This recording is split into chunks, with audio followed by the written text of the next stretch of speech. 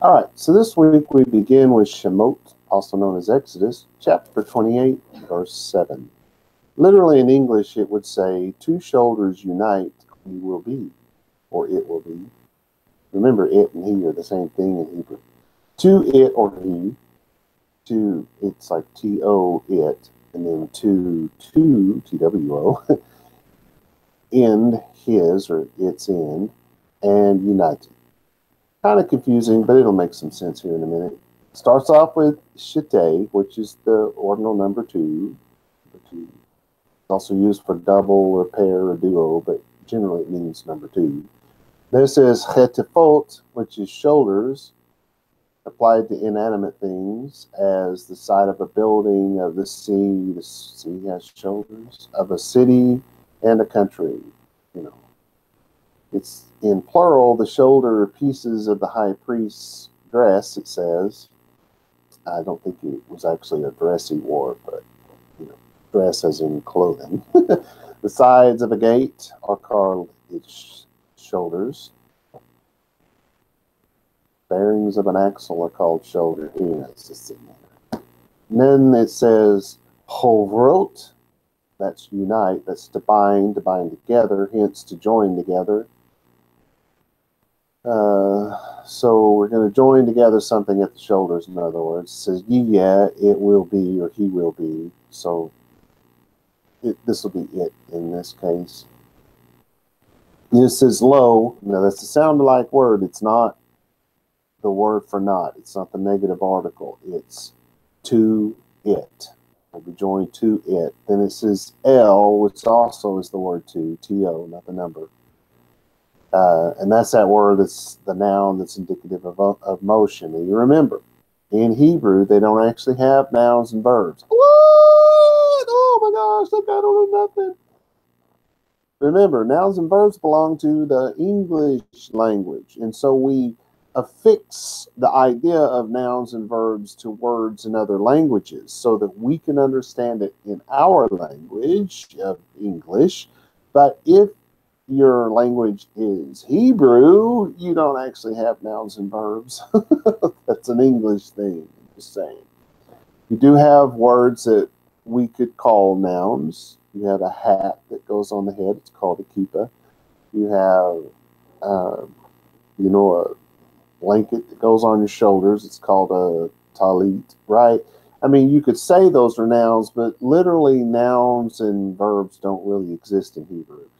Because a noun can be an action word, and that wouldn't work in English, right? And in this case, this is what we would call a noun, but it's a verb or a noun that's indicative of motion. So it's, I'm looking this way and I turn to this direction, if you follow what I'm saying. So, but technically in English, this would be a noun, not a verb, even though it moves. Then it has shene. There's that word for the number two. Then it says ketzotiv, which is the word for in, and then the tive at the end means its or his. They say his. Remember in Hebrew, there are some that'll tell you there's the word it doesn't exist in Hebrew. Well, yes, it does. They, for instance, if you end a word in O, that makes it it, but the O sound is your Hebrew word for he, because it's a gender-specific language. So you get, in it has to be masculine or feminine. So they don't say the word it, they say he for masculine, she for feminine. Of course, I'm using the English words here instead of the Hebrew. But again, this is the same thing. It's not saying his end, it's saying its ends, the extremity, the outer edges of something, right? Then it says vechubar, and united. It's to bind together, it's to join together. We've already had this word. So your translation then becomes both shoulders will be joined to it. Now, to pick up from where we left off, we're talking about the ephod, also called the ephod. Ephod, more properly, is the way to pronounce the word. So both shoulders will be joined to it, the ephod, and united to its two ends. Now, Kasuto wrote, these shoulder pieces would come up over the priest's shoulders, and then reversing the process would come down over his chest and would be attached below to the band of the ephod. It's going to take you a minute to get caught back up from last week, but believe me, it'll begin to make sense here in a minute. All right, so in the next verse, verse 8, it literally would say, and belt ephod he, that upon him, or and belt ephod it, that upon it, as work it from us, it will be gold, violet, and purple, and scarlet, crimson, and linen from twisted. So remember, that's fine linen. So we have becheshev and belt. Now, almost always they say girdle, because back in the day in English language, the belt was called a girdle. Nowadays, when you say girdle, you don't think of a belt. You think of something else. At least us old people do. I don't know what young people think of when they hear the word girdle. But we're talking about a belt. Now, this does not necessarily mean a leather belt with holes every 1 inch apart and a buckle that it hooks to, right? A belt can be a rope, just a rope that's tied to hold your pants on. That would be called a belt. Or think of a man's robe, or even a woman's robe, and the cloth thing that they sew together. You know, it's kind of, what shape would you call that? Oh, a tube. Well, it would be a tube if it was round, but they always are flat. You make it as a tube, and then you iron it out flat. You wrap it around, and you tie it in a little bow or something. That's a belt. And that's more like what they're talking about here. They're talking about something that's going to look more like that. Then it says ephodato. So that's ephod. It's ephod. It will be tied together. It will be held together by that belt, the ephod, right?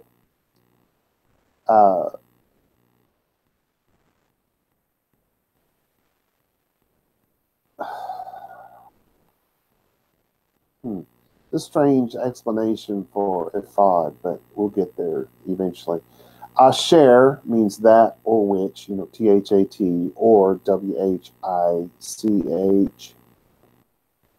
Then it says alav, which is upon it, and it's in masculine, so upon him literally, but it means upon it. And that's on the top. Something that is above something, something that is over something. It's speaking of, like, you pour cement and you build the house upon the cement, you know, so it's something that the foundation is built upon, but it's over or above is really the thing that you need to know. Upon, over, above. Those are the real meanings. And it says ke ma'osehu, as work it. Noun of action. The ke is added to it. The ke sound is added to the beginning of it, and that's where you get the word as. Then we have me'asa. So you have the word asa, to work about, to labor, to produce, to manufacture, right? And then it ends in the o sound, so it, in the masculine, he, it, or he. So literally it's as from work it. Got to add the from in there. But so it starts off, the ke is another noun of action, you know, and then you have the deeds or the works or the making of something. Asa can also be deeds. It's not, so far it's been all about making something. Of course it is, again, but it's also, when you talk about the deeds or the works that somebody does, you use the same word. All right, so then it says mimenu, which literally means from us. And it says yiye, which is will be, it will be, in the masculine, he will be, literally, but it means it will be. Oh, I'm really doing this thing with the hands today, aren't I? Zahav. Gold, it will be splendorous, it will be shiny, it will be pretty. They use the word gold because that's what gold does. It makes it shiny and pretty and glimmery in the light and all that kind of stuff. Then it says tehelet. You remember that word, violet? It's from that species of mussel found in the Mediterranean Sea that they thought was extinct all those years. Then it's ve'argaman. That's the purple, reddish purple color. Then it's vetolaat. And that's that word for that worm. That's the scarlet color. It's almost like a blood red color. Then it's shani, which is crimson, which isn't that word usually used, the blood red color. But it's a deep scarlet color. It comes from insects. All these colors came from something, right? They weren't plants, they were things. Then it says Veshesh, and you know Shesh is the number 6, but it's also used for the word linen. Then it says Mashazar, which is twisted. So it's twisted linen, and that means fine linen in Hebrew. Well, yeah. Anyway, the translation then is, and the belt of the ephod, which is on him, according to its work. It will be, it literally said, from us he will be. So the same. It's idiomatic. It will be the same. Gold, violet, purple, scarlet, crimson, and fine linen. Right? So what does that remind you of, all those colors? What do we keep going back to? The tabernacle, right? Kusuda wrote, the girdle, remember that's the belt, of the ephod, or ephod, that attaches it to the priest's body, to wit, the upper border of the ephod, which is thicker and stronger than the rest of the garment, and is fastened at the back by means of clasps or some similar device. Nobody can be absolutely sure what the device is, but it's going to be something along those lines. But remember, those are all the same colors that are used for the door that leads into the tabernacle proper, right? Because it's got the big fence around it. And then they have the gate that has those very same colors in it. And then when you walk up to the front of it, you have the big curtain that's all of those same colors. And then when you walk inside, everything above you has those colors in it. And then when you get to the Holy of Holies, you know, the curtain in front of that, same thing, right? Of course, there's different things that are woven into those. But if you think of one of those Persian rugs, you're probably getting real close to what this would have looked like. And there are those who believe that this stuff was made out of wool. I don't know if I buy into that. I think it was linen. It'd make way more sense if it was linen. But think of a wool Persian rug, and you're getting real close to seeing what this would have looked like. Because remember, this is all coming out of that same area where that style was very predominant. And it may come, that style may have come about because of what the Jews did. And again, it may have been just the style of the time. Who knows? Verse 9. And to take you 2 stones onyx and engrave you upon them names, children, Yisrael. All right. So it's velakachta. So it's literally, and to take you. So, and you will take, right? To take. That's the idea of sticking together. It's the word of a man taking a wife, so he takes the wife to himself. But so therein you get the idea. It's literally the idea of glue. You know, you smush some glue on it, push 2 wood pieces together and clamp them down, and then they can't be pulled apart. Well, that's what a marriage is supposed to be like. It's the joining of 2 solid objects together by that glue, and then they become one solid part anyway.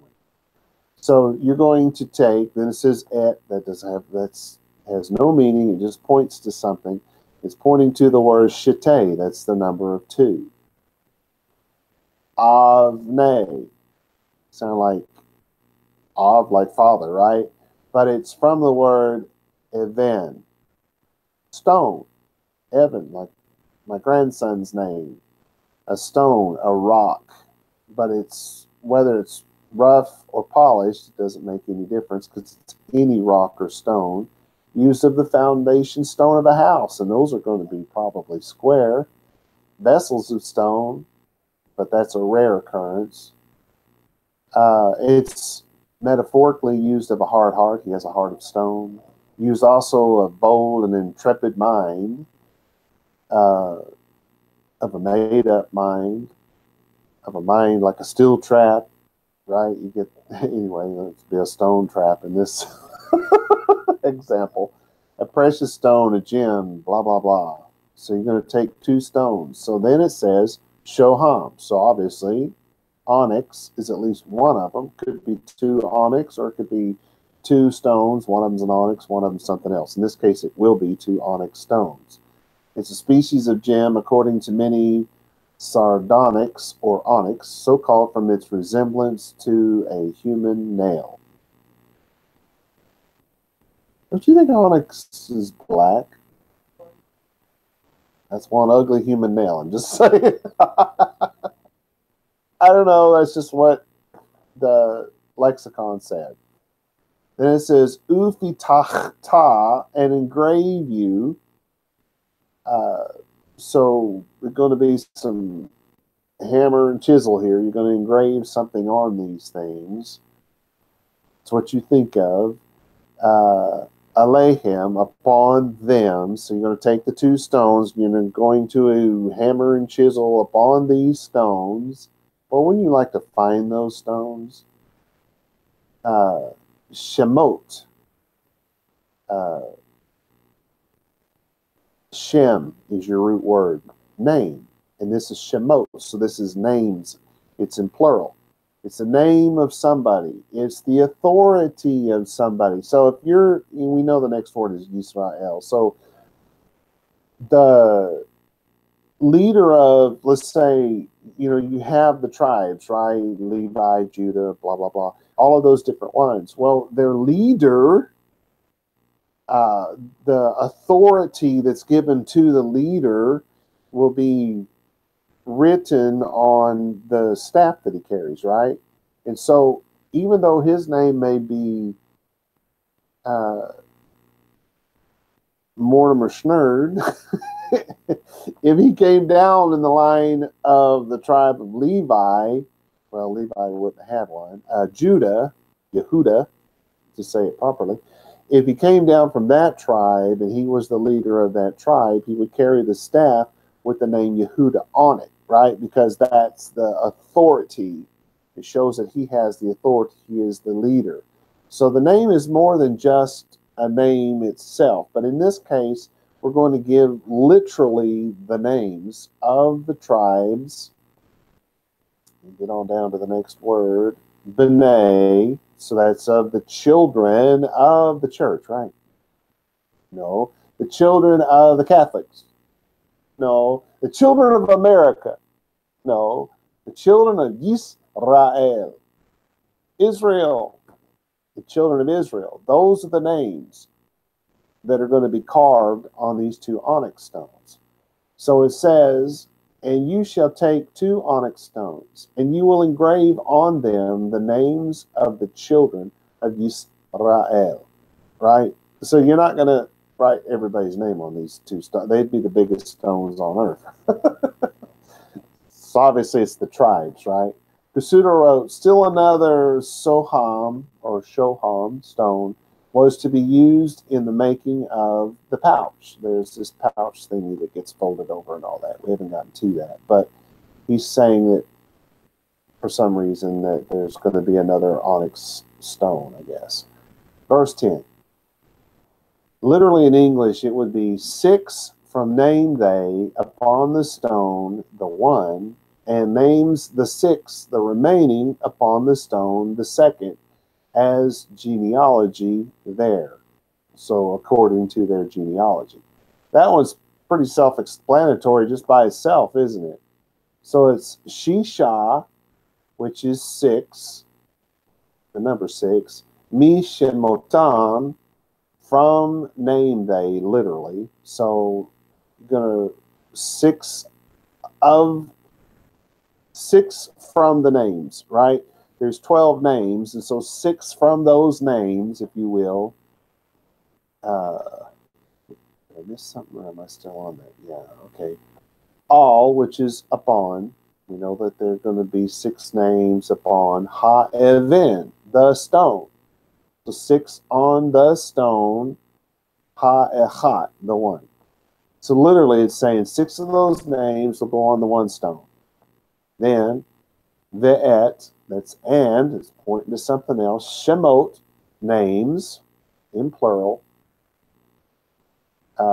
Hanotarim, the remaining, the leftover, the redundance.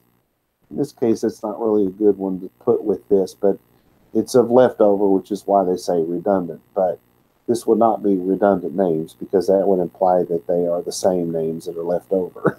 Anyway, all, which is upon, Ha-Even, the stone, and then it's going to say Ha-Shenit, the second.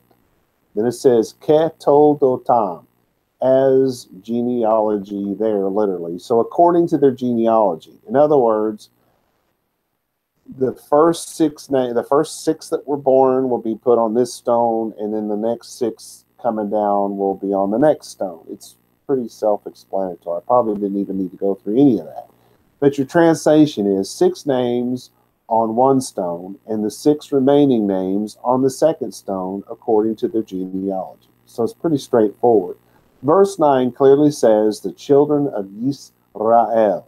Thus, Rashi and even Ezra believe that the names were as follows. On the one stone, they thought it was Reuven, Shimon, who's Simon, Levi, Yehuda, Dan, which is Dan, Naphtali. So Reuven, Shimon, Levi, Yehuda, Dan, Naphtali. There's your first 6. This is what they believed, how it worked out. Then on the second stone, they felt that it was God, not God as in God above, but God as in the Hebrew word. Elohim is the Hebrew word for God, right? So they don't say God to mean God like we do in English. Y'all follow what I'm saying? Most people would read it Gad, but it's pronounced in Hebrew God. Then the next one is Asher. Then it's Yisachar, which is Issachar. Zebulun, Yosef, Binyamin. So Joseph and Benjamin. So God, Asher, Yisachar, Zebulun, Yosef, Binyamin. Binyamin. I always do that. It's not Binyamin, it's Binyamin. All right. Exodus 1:1 gives the names of the children of Israel. They are out of order of birth, but the same names given by Rashi and even Ezra. So that's where they came up with this. Well, what happened to Levi, right?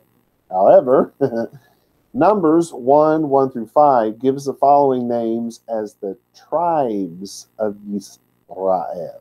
So you start off with Reuven, Shimon. Levi is not here. They leave Levi out. The Levites are left out. Yehuda is next. Yisachar, that Issachar. Then Zebulun, Yosef, Ephraim, Menashe, Binyamin, Dan, Asher, Gad, Naphtali. The Levi, the Levites, were not counted as a tribe, and Joseph's tribe was split into 2 half-tribes, if you will, Ephraim and Menashe. So that's actually the correct one. It said the children of Israel, but it's actually talking about the 12 tribes. There's a lot of argument there. Could go either way, but I think the latter is much more believable. So verse 11. Have we really been going 25 minutes already? Wow. We've got a different timer today. It's throwing me off. All right. So anyway, verse 11. Did engraved stone carvings seal you shall engrave to the stones upon names children Yisrael from turning plated gold shall make with them. This one's a little out there, right? Ma'aseh. It's a noun of action, of the verb, that which anyone makes or does, a deed of action, of men, work which anyone proceeds, metaphorically also of the fruit of anyone. It's their deeds, their works. We had this word a while ago. It's from the word asa, but it's more often than not, it's connected to the idea of deeds and works. But the truth is, it's to make, to manufacture, to fabricate, to produce by labor. Keep that in mind. Harash, that's the word engrave. So it's hammer and chisel in their day. I guess it's how they still do it. I don't know. And then that's a stone. So you're going to engrave that stone. Then it says pituche. This is carvings, engraving, sculpture, chotam, a seal, like a signet ring. The Hebrews were accustomed to carry a signet ring hung by a string around their neck, instead of wearing it on the finger, I guess they wore it on the chain. And then you put the wax on something, press the ring into it. That's what they're talking about. A seal. Like a family crest or something like that. Think of it that way. Tifatach, you shall engrave. So you're going to engrave this family crest, if you will, on this stone. Then it's et shite, that's the number 2. Ha ovanim. So ovanim, ha is the, right? It's the what do you call that? The definite article. Then it says ovanim. That's the word even in masculine plural. So ovanim is the plural of even. So it's stones, not just a stone, stones. Well, if you've got 2, then you have to do it in plural, right? That's the only reason why they've done that. Then it says all, which means upon. That's a Hebrew word for upon. Shemot, on the names. B'nai, that's children. Yisrael. Then it says musabot, from turning, to turn oneself, as a door on a hinge, of a person or place to which we turn, of that from which we turn away. It can be to turn away from or turn to something, but it's to turn oneself, to go in another direction, if you will. So something's got to be turned. What's got to be turned? Mish bezot, plated. It's artificial textures, settings, or sockets of gems. In this case, it is sockets of gems. They'll be turned. Zahav, so it's going to be a plated work of what? Gold. So that it could be shiny and splendorous and all that stuff, but it will be made of gold. Then it says ta'aseh. Well, there's your word, asa, properly to labor, to work, to manufacture. So it will be made from a plated work of gold. Does that make some sense now? I hope it does. Then it says otam, with them. So you put all of that together, and what do you get? Work of an engraver of stone. You shall engrave with the carvings of a seal. You shall engrave the names of the children of Yisrael on the 2 stones. You shall set them, I mean the stones, in plated gold. Okay, of the words engrave with the carvings, Rashi pointed out that the names had to be cut into the stone. The word, because obviously in his time that must have been an argument. I can't imagine it being an argument just from reading the text. But it must have been if Rashi felt the need to point that out. Then of the words set them, Rashi and the Sadia wrote that set them meant that the stones were to be surrounded with gold. Onkelos rendered set them as insert them. since jewelers insert stones into settings. To tell you the truth, though, Onkelos may have been wrong. I mean, he may have been right, but he may have also been wrong, because do we actually have something that goes back that far to where we can know that a jeweler actually set them the way we think of today, with the little pegs that come out and all of that? Was it really that way, or is it that the gold goes all the way around and thus holding that stone into place? We don't really know.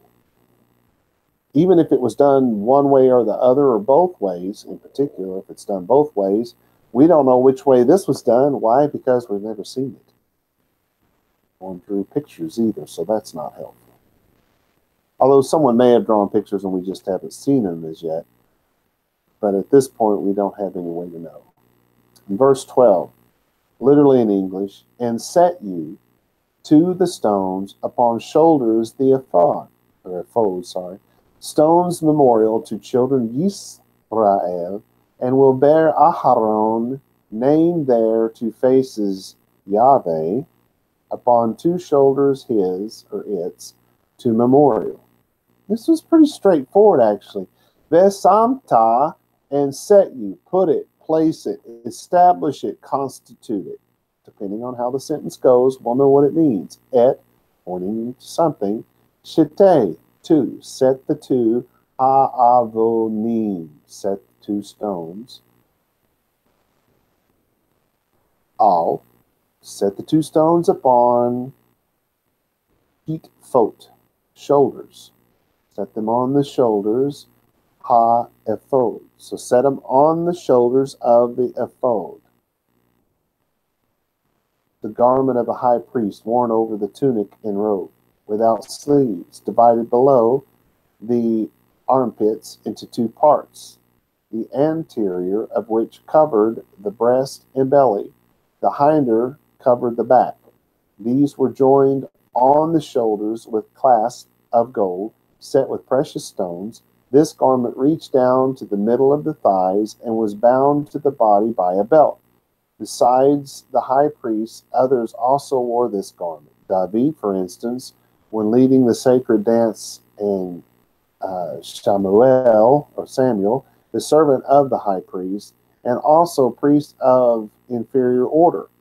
In other words, not the high priest, but just regular priest.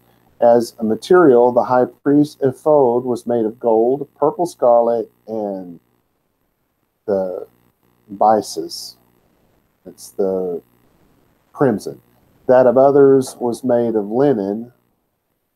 Blah, blah, blah. None of that's interesting to me. So, at this point, let's switch over and take a look at some of the things I have for this. Hold on. I'm still here. Oh my gosh, someone turn the lights off. I can't see. Sorry, I'm just kidding with you. Loading. Did you switch them out? Okay. Sorry about that, everybody, but this is kind of slow. We just don't have all the right equipment at this point for this sort of thing. Don't have the room to put enough equipment in here to make all this work smooth. So I'm trying to talk while it loads and keep you guys assured that I'm still here. So this is a bib apron, is what it is. Bib apron, that Donna says. It comes up here and around the back, and then Yeah, basically, it's a vest with a skirt on it. with a skirt. Bib apron. A bib apron. Okay. I don't know what a bib apron is. Where's your bib apron? I don't know, because I understood it hooked to that apron that hangs down, the white part of it. This thing won't let me do anything. Let me play this forward. Isn't the ephod the apron thing tied around his waist, and why doesn't it come up to the back and the front like the guy just said? Don't look at that. Don't pay any attention to that. Don't look behind the curtain. Quit looking at that. Stop. That looks normal. Yeah, this looks like what he described, doesn't it? Okay, here we go. There we go. That's what we're looking for. You see it's the colorful one behind the ephod. But they do connect together. But you see where it says 2 onyx stones? It's got the arrow pointing. They're up on the top of the shoulder. Then you got the 12 stones with the names of Israel. We haven't gotten to that part yet. We haven't gotten to the turban. Yeah, so the thing with the stones in it is called the breastplate. The ephod is what goes under the breastplate. Does that sound right to you? Okay. Good deal. Right, the colorful thing. You see it's got the little belt hanging around it. Can you guys see that? You better check your phone and see if we went off the air or something. Your phone's going crazy.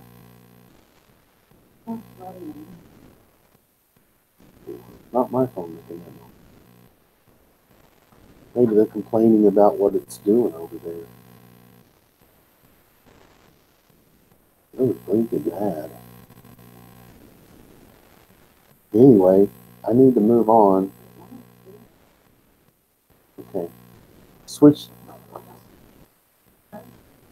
me back so I can move on. Yeah, just leave it like that. Yeah. Right. Sorry, kids. We're still trying to work things out technically. Okay, then it's avne. This is stones in plural. It's eben is the word. Avne is another word. Another way to say this in plural. Then it says zikaron. So that's where you get the memorial as a remembrance, that sort of thing. Livnei. So it's a remembrance or a memorial stones, or what these are.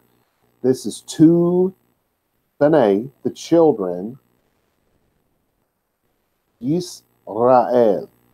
Not the children of any other religion, but the children of Yisrael. Then it says venasa.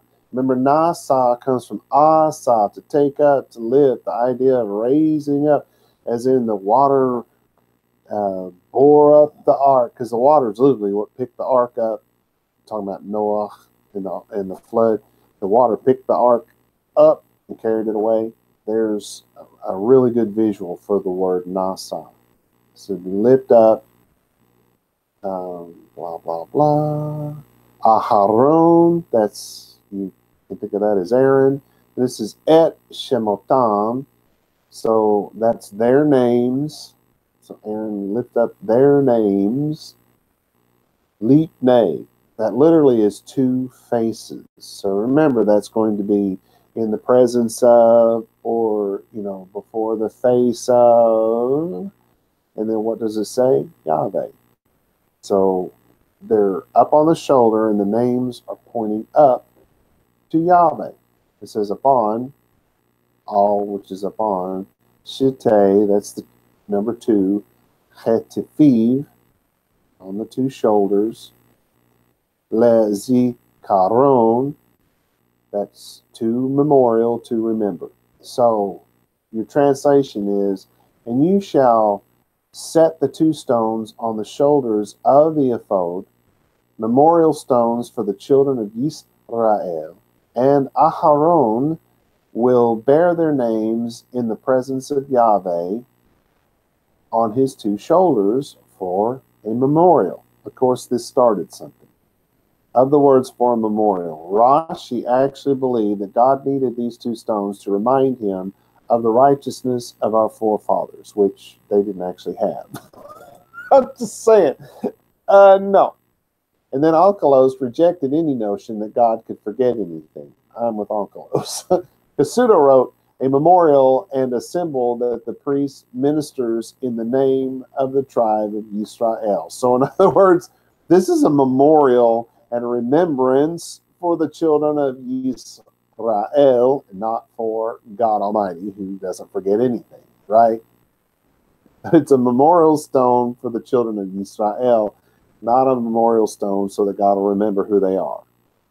Anyway, Rashi actually said that. I'm not making that up. All right. We have some time left. So verse 13 is a short one. And do you settings gold, and make you settings gold. The asita, here asa, properly to labor, to work about, to manufacture, to fabricate. There's our favorite word, right? So you're going to make something. Mish bezot, settings. It's a filigree setting, literally a checkered work, artificially textures, settings, or sockets of gems. Zahav, there's your word for gold, to make it pretty and shiny and all that. So your translation is real simple, and you will make settings of gold. Then we have verse 14. Literally in English, and two, the number two, chains gold, pure ends, shall make with them, did wreathen and put them, chains the wreathen, upon the embroidered things. Okay. Ushite, and two, the number two. Sharsherot, so it's two chains. Zahav, two gold chains. Tahor, pure, two pure gold chains. You with me so far? Migbalot, that's the ends. Ta'aseh, you shall make. So you're going to make two pure gold chains for the ends. That clear, I hope. Moving on. Otam, with them, ma'aseh, that's the deeds, the works.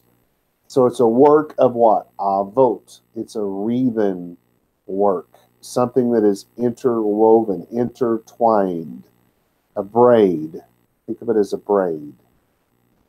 Then it says, Vena tata, and put them, these golden braided chains that you've just made, put them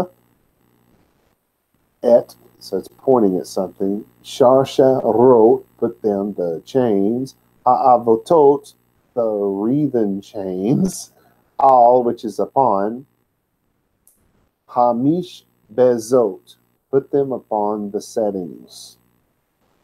So, and two chains of pure gold, you shall make cords in them of wreathen work, and put them, the wreathen chains, on the settings. Probably should have put a comma after chains. Put them, the wreathen chains, on the settings, right? So of the words, make cords in them of wreathen work, Rashbam said they were like ropes.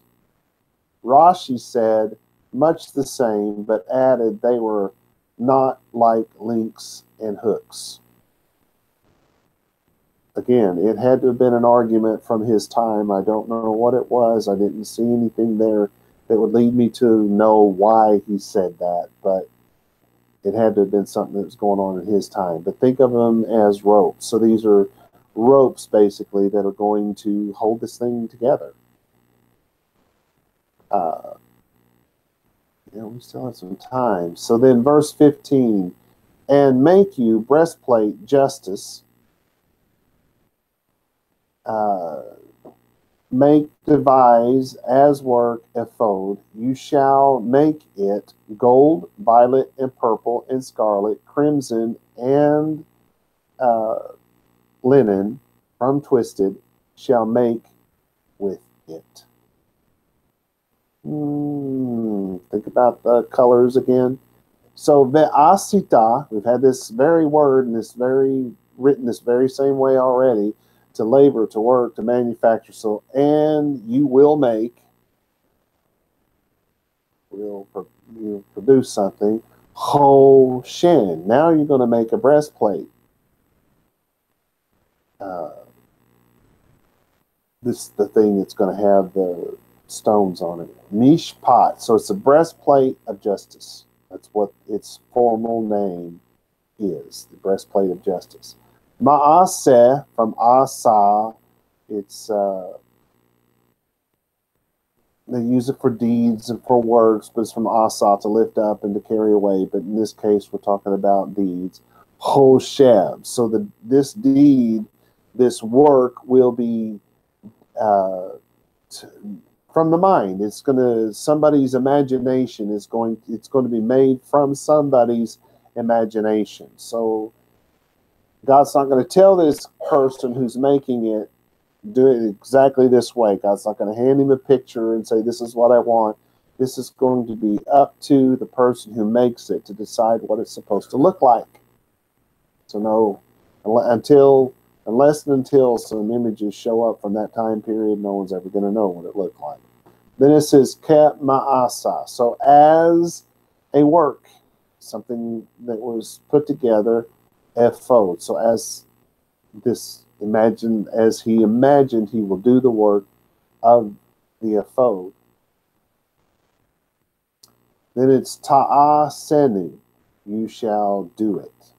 You shall make it to put together, to manufacture, to fabricate. So it's going to come from somebody's mind. Zahav, it's going to be made of gold, obviously. Techelet, you want some violet in there, some, from the muscle. The argaman, and the purple. The tolaat, and the scarlet. And shani, the crimson. The shesh, which shesh being 6, but also linen. Ma shazar, that's from twisted, so it's going to be fine linen. Ta'aseh, you shall make it, produce it, manufacture it. It shall be made. And you notice all through here, he's saying to Moshe, you'll do this, and you'll make it from this idealistic way, from the mind, and blah, blah. You. But Moshe is not expected to do this. He's going to an artisan and saying, here's the fundamental idea behind what I want. You make it from your own imagination. Right? But he's responsible for it. So God says, you'll do it, you'll do this, and you'll do that. Not meaning that he's going to physically do it himself. If we had to wait around for Moshe to do everything himself, Moshe would have had to live to about 600 years old or so. He was just the one who was in charge. Oto, so it's with it. So our translation of 15. And you shall make the breastplate of justice made from imagination. You shall make an ephod of gold, violet, purple, scarlet, crimson, and fine linen. You shall make it. Of the words breastplate of justice, Rashi and the Babylonian Talmud in Zevachim 88b say that it is called the breastplate of justice because it atones for, or perhaps clarifies, poor judgment. This is, of course, wrong, since blood sacrifices make atonement, not this article. You follow out what I'm saying? Oh boy. This thing going backwards has really got me messed up. Do I have 12 minutes left? Okay. Verse 16. It says literally 4, but remember 4 means square, so square it will be. Doubled span, length it, and span width it. So now we're going to talk about what he called that a while ago? No. Pouch. Now we're going to talk about the pouch. Rabu'ah, which is 4. It's literally the word for 4, but it means square. Yeah, so it will be square. When they say it will be 4, they mean it will be square. Kaful, then it's going to be doubled. So what is square doubled? Well, it's folded. You'll fold it over. So there comes the argument, was it square before it was folded, which would make it not square anymore, or is it double the size, and so when it's folded over, now it's square. You know where that's going, right? But that's what they mean by this word, is to fold it over. Zeret, the span, the spread of it, will be doubled over. So the length, arku, the length of it, zeret, and the span, rachbo, the width of it. So what's the length and the width? Well, it doesn't really matter as long as it's square. The length and the width are the same, in other words. So your translation is, it will be square, doubled, the span of the length of it and the span of the width of it. So now we know that it's doubled, and then when it's folded, it's square. Hopefully you guys followed that. Of the word doubled, Rashi and even Ezra said that it was square after it was folded over. In other words, after it was doubled. Rashbam said that it formed a pocket to keep the Urim and the Tumim, which of course we haven't spoken about, but it's coming. However, folded over leaves 3 open sides. This is me saying this. Folded over leaves 3 open sides. Would the 2 stones not just fall out? I'm just saying, pointing it out. Kasuda wrote, in the style of the tabernacle curtains and the ephod, it shall be square, doubled, that is, square when it is doubled, a span its length and a span its breadth after it is folded, double. By being doubled, it will form a kind of a pocket to hold the Urim and the Tumim, which we'll see when we get to verse 30. One more.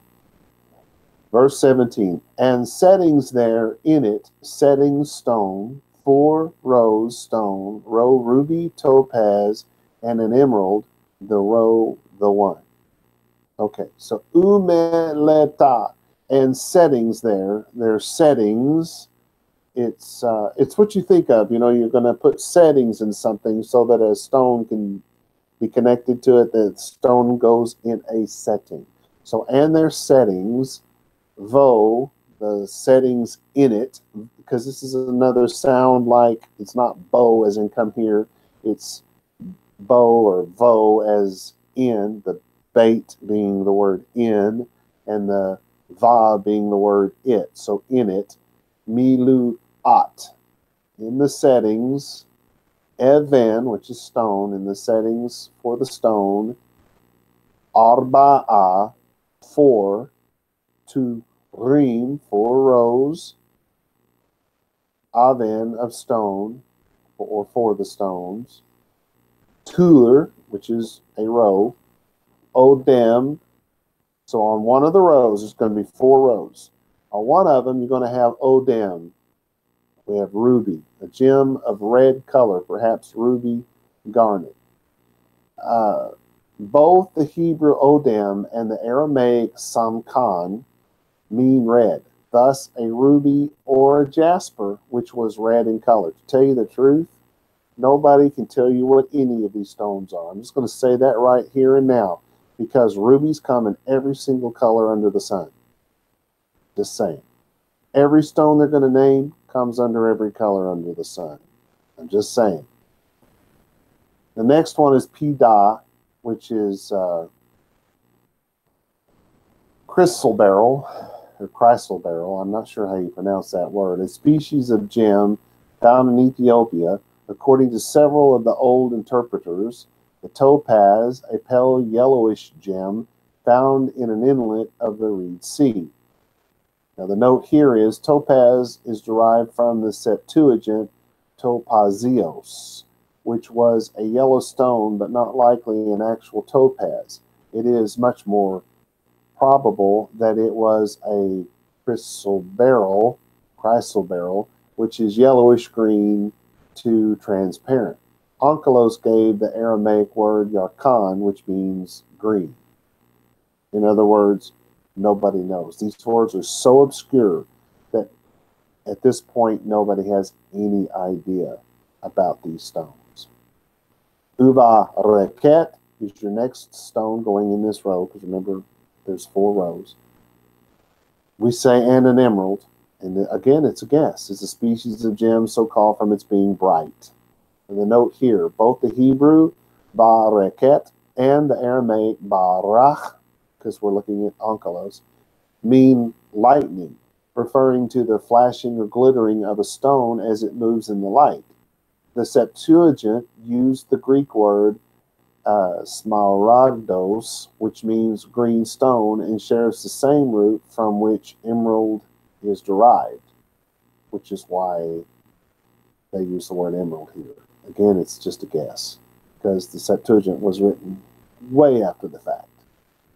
Then it's hatur, the row, ha-echad of the first. So we've named off the stones as best we can for the first row. And believe me, I spent an enormous amount of time trying to figure out these stones. So that's the stones of the first row. So here you have your translation.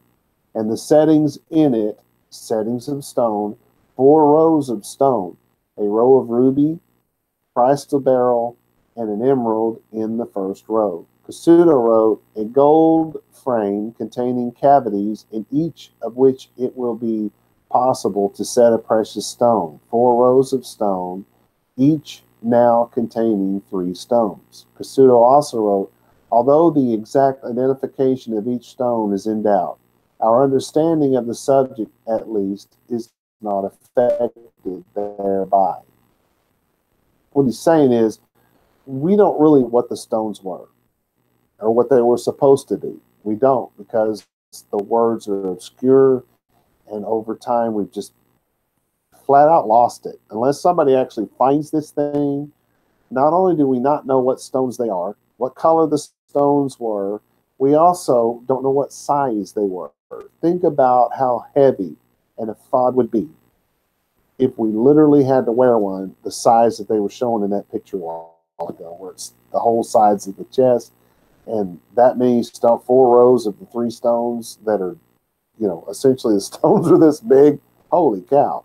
Besides the enormous amount of money that would cost, even with them just being precious stones, 1, how are you going to find them that big? And 2, how are you going to wear something that heavy?